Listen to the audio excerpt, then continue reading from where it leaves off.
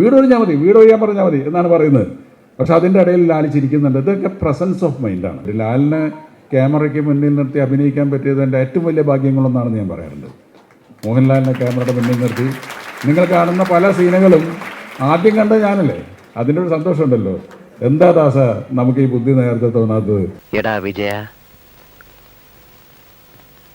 എന്താടാ ദാസ പറയുന്നത്? എല്ലാത്തിനും അതിൻ്റെ സമയമുണ്ട് ദാസ. അതൊക്കെ ആദ്യം കേട്ടത് ഞാനാണ്, ഞങ്ങൾ ഉണ്ടാക്കിയതാണെങ്കിൽ തന്നെയും. അല്ല, കണ്ടവന്റെ ഇടിയും തൊഴിയും വാങ്ങി നക്കാപ്പിച്ച ശമ്പളത്തിന് ജോലി ചെയ്യുന്നതിന് പകരം.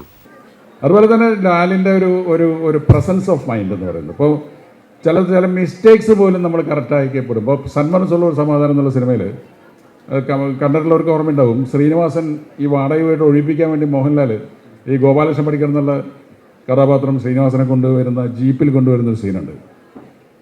മോഹൻലാലും ശ്രീനിവാസനും എൻ്റെ കൂടെ ഉള്ളതുകൊണ്ടാണ് എനിക്ക് ഇന്ന് ഇവിടെ നിൽക്കാൻ പറ്റുന്നത്.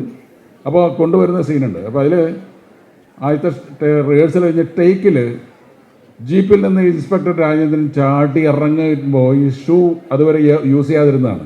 ആ ഷൂ തെറ്റിയിട്ട് ഒരു വീഴാൻ പോകുന്നുണ്ട് ശ്രീനിവാസൻ.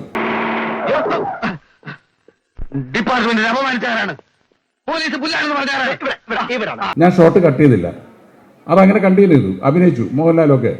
പക്ഷേ ഷോട്ട് കട്ട് ചെയ്തുകൊണ്ട് ഇന്നത്തെ പോലെ അന്ന് മോണിറ്റർ ഒന്നുമില്ല, നമുക്ക് കാണാൻ പറ്റില്ല. നമ്മൾ ഒരു മാസം കഴിഞ്ഞിട്ടാണ് ഇത് കാണുന്നത്. നമ്മുടെ കണ്ണിൻ്റെ ജഡ്ജ്മെൻ്റാണ്. അപ്പോൾ എല്ലാവരും ചിരിച്ചു, മോഹൻലാലിന് ചിരിച്ചു, ക്യാമറമാൻ അടക്കം പറഞ്ഞ് രണ്ടാമത് എടുക്കാം. പക്ഷെ അതിമനോഹരമായ ഒരു ഷോട്ടാണത്. ഞാൻ ലാലിൻ്റെ അടുത്ത് ചോദിച്ചു, ലാല് ചിരിച്ചില്ലേ? ലാൽ പറഞ്ഞു, ഞാൻ ചിരിച്ചു, പക്ഷേ ക്യാമറയിൽ ആ ചിരി കാണില്ല. ലാല് ചിരിക്കുന്ന ഞാനും കണ്ടതാണ്. ലാൽ പറഞ്ഞു, ഞാൻ കുടയും ബാഗും ഉപയോഗിച്ച് ആ ചിരി മറച്ചു വെച്ചിട്ടുണ്ട്. സത്യേട്ടൻ ടേക്ക് എടുക്കുമ്പോൾ ഡബ് ചെയ്യുമ്പോൾ നോക്കിയോ, ഞാൻ ചിരിക്കുന്നതിൽ കാണില്ല. മോഹൻലാൽ ചിരിക്കുന്നത് ഞാൻ കണ്ടതാണ്.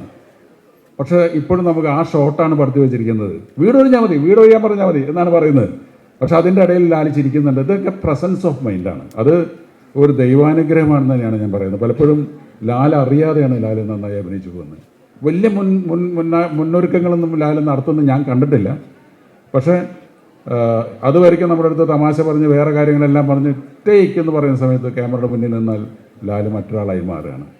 ലാലിൻ്റെ അഭിനയം കണ്ട് ക്യാമറയുടെ പുറകിൽ നിന്ന് ഞാൻ ചിരിച്ചിട്ടുണ്ട്, എൻ്റെ കണ്ണ് നിറഞ്ഞിട്ടുണ്ട്, ഞാൻ കരഞ്ഞിട്ടുണ്ട്. മോഹൻലാലിന് മാറ്റങ്ങളൊന്നുമില്ല, ഇപ്പോഴും അങ്ങനെ തന്നെയാണ്. അത് ഇതിന് മാത്രമല്ല, അഭിനയത്തിലും പെരുമാറ്റത്തിലും എല്ലാം ഒരിക്കലും ഒരു മാറ്റം ഉണ്ടാവാത്ത സുഹൃത്ത്. ഞാൻ പലപ്പോഴും പറയാറുണ്ട്, പിണങ്ങാൻ സമ്മതിക്കാത്ത സുഹൃത്താണ്. ഞാൻ പലപ്പോഴും പിണങ്ങാൻ ശ്രമിച്ചു നോക്കിയിട്ടുണ്ട്, നടന്നിട്ടില്ല. കാര്യം ലാലിൽ അത് ഏൽക്കാറില്ല. പിന്നെ ഇവിടെ ഡോക്ടർ ആനന്ദകുമാർ പറഞ്ഞു, അതൊരു വലിയ വാസ്തവമാണ്. ഞാനത് വളരെ കാര്യമായിട്ട് ശ്രദ്ധിക്കും. കാര്യം ദൈവാനുഗ്രഹമാണ് ഏറ്റവും കൂടുതൽ ദൈവം അനുഗ്രഹിച്ചിരിക്കുന്നത്. ലാൽ പോലും അറിയാതെ ലാലിൽ കിട്ടിയിരിക്കുന്ന സിദ്ധിയാണ് അഭിനയം.